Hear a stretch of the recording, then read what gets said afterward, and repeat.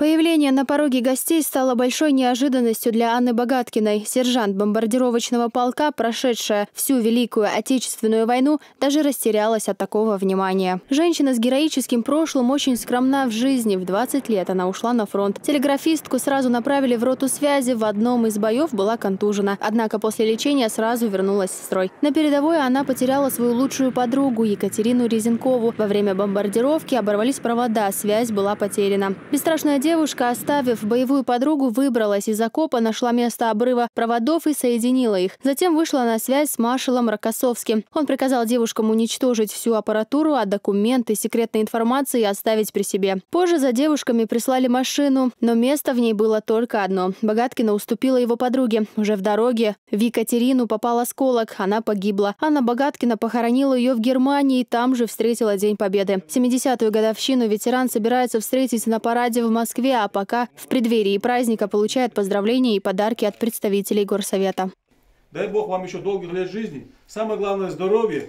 Будьте счастливы. И мы со своей стороны постараемся всячески вам содействовать, каких-либо проблемам. В Грозном на сегодняшний день проживает всего 10 ветеранов Великой Отечественной войны. С самого утра представители городского совета депутатов и члены команды «Звезда Победы» разделились на 4 группы и навестили каждого из них. Участники тех страшных событий получили почетные грамоты и нагрудные знаки. Также ветеранам передали продукты питания и медицинские препараты.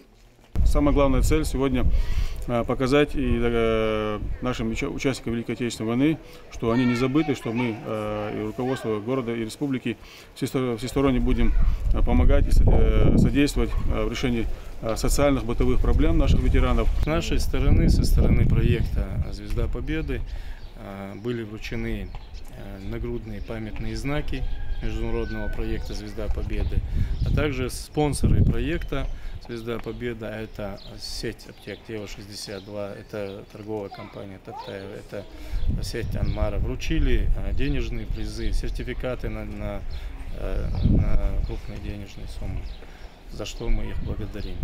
В преддверии праздника депутаты Горсовета совместно с членами команды «Звезда Победы» планируют поздравить всех ветеранов Великой Отечественной войны, проживающих на территории Чеченской Республики. Их главная цель – показать, что подвиг советских солдат не забыт. Луиза Хатуева, Муса Астемиров, Джамалаил Хаджалиев. Новости.